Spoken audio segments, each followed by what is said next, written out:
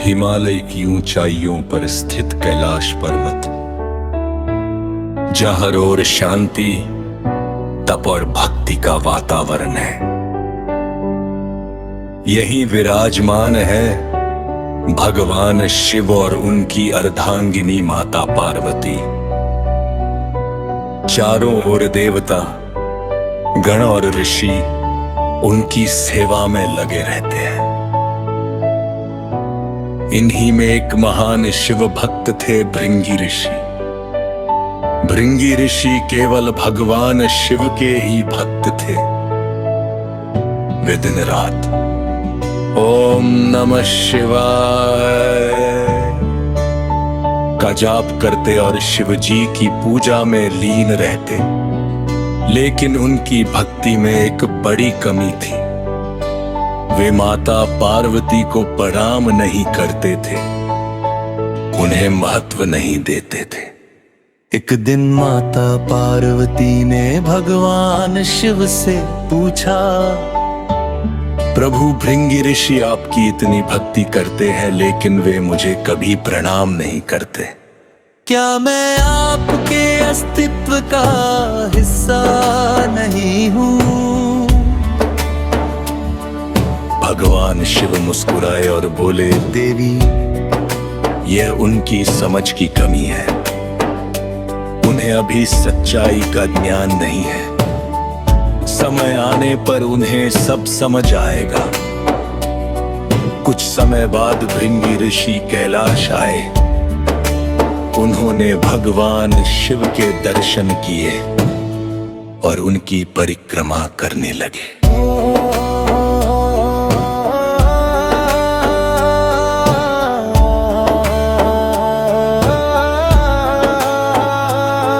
वे केवल शिव के चारों ओर घूम रहे थे।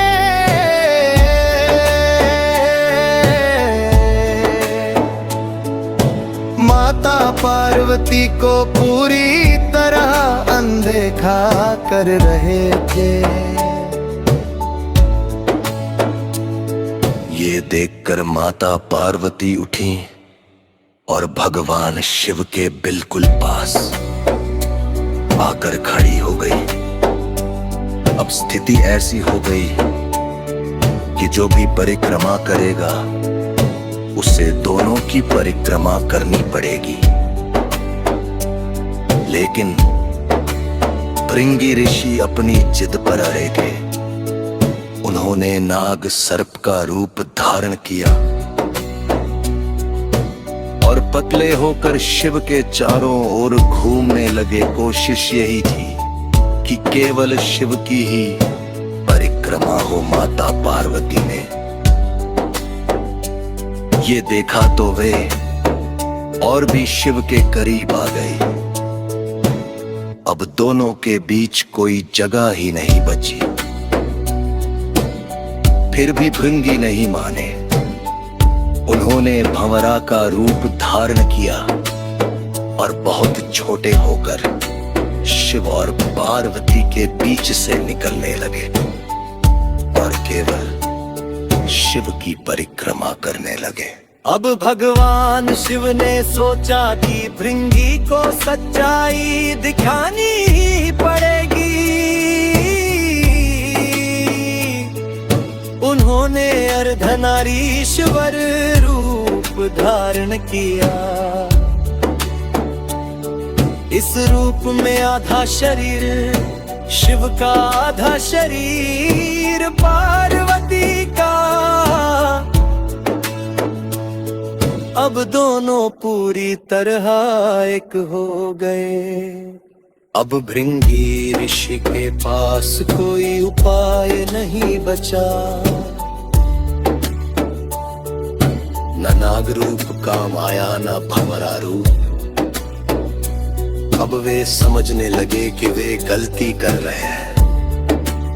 फिर भी उनकी जिद पूरी तरह खत्म नहीं हुई थी। ये देखकर माता पार्वती ने क्रोधित होकर कहा, तुमने मेरी शक्ति को नकारा है। इसलिए तुम्हारे शरीर से सारी शक्ति समाप्त हो जाएगी। तुरंत उनका शरीर केवल हड्डियों का ढांचा रह गया। अब भृंगी खड़े भी नहीं हो पा रहे थे। तभी उन्हें समझ आया, शक्ति के बिना शरीर कुछ नहीं। पार्वती ही जीवन की ऊर्जा है। भृंगी ऋषि रो पड़े और बोले, माता मुझे क्षमा करें, मैंने आपको नहीं पहचाना, मेरी भक्ति अधूरी थी। उन्होंने पहली बार शिव और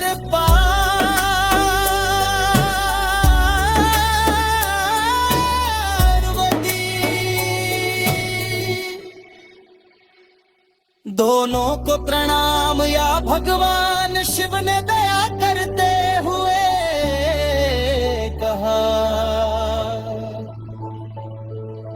अब तुम्हें सच्चा ज्ञान मिल गया है। उन्होंने भृंगी ऋषि को तीसरा पैर दिया ताकि वे खड़े हो सकें। अब भृंगी ऋषि बदल चुके थे।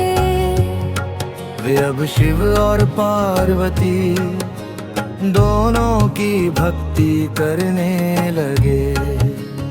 उनकी भक्ति अब पूर्ण और संतुलित हो गई। शिव और शक्ति अलग नहीं है। नारी शक्ति का सम्मान आवश्यक है। जब भी हम भगवान शिव का नाम लें तो माता पार्वती को कभी न भूले, क्योंकि शिव ही शक्ति है और शक्ति ही शिव है। उन्होंने पहली बार शिव और पार्वती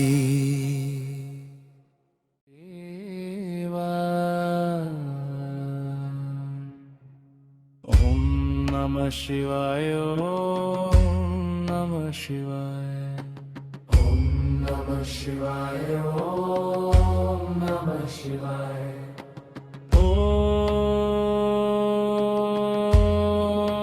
नमः शिवाय,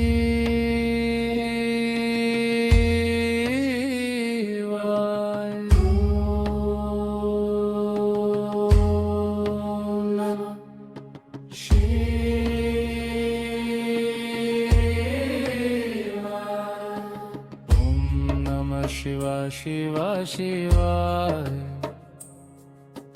ओम नमः शिवा शिवा शिवाय,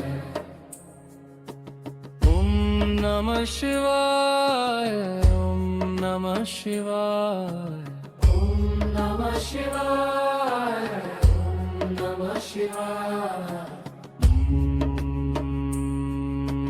नमः शिवाय। शिवा शिवा शिवा शिवा शिवा, शिवा शिवा शिवा शिवा शिवा, ओम नमः शिवाय, ओम नमः शिवाय, ओम नमः शिवाय, ओम नमः शिवाय, नमः शिवाय। शिवा शिवा शिवा शिवा शिवा, शिवा शिवा शिवा शिवा शिवा शिवा, ओम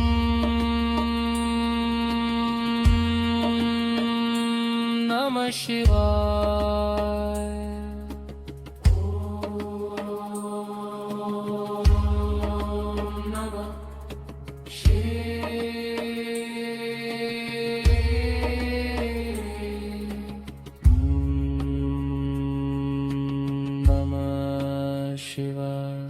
शिवा शिवा शिवा शिवा शिवा,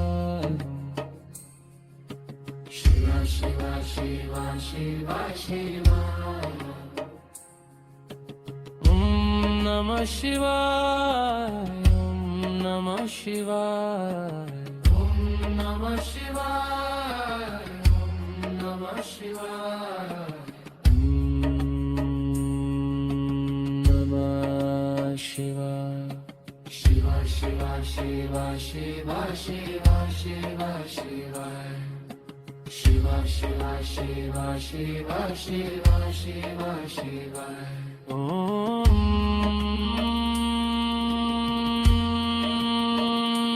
नमः शिवाय, ओम नमः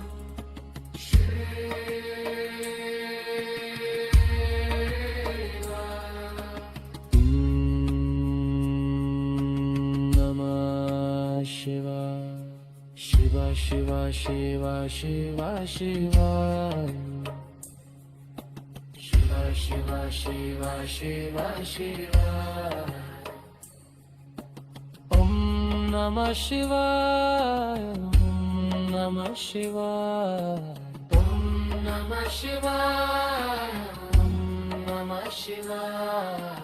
ओम नमः शिवाय। शिवा शिवा शिवा शिवा शिवा शिवा शिवा शिवा शिवा शिवा शिवा शिवा शिवा शिवा शिवा। ओम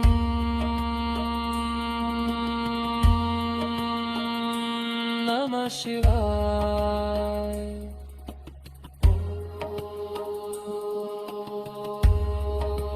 नमः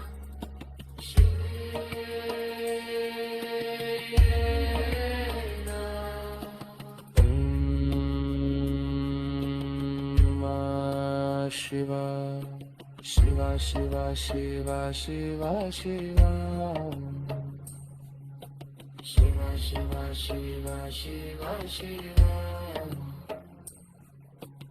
ओम नमः शिवाय, ओम नमः शिवाय, ओम नमः शिवाय, ओम नमः शिवाय।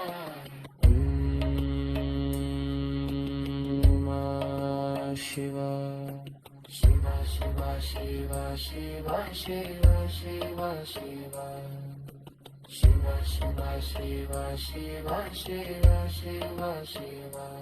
ओम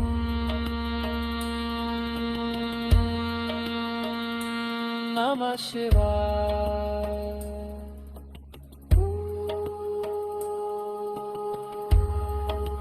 नमः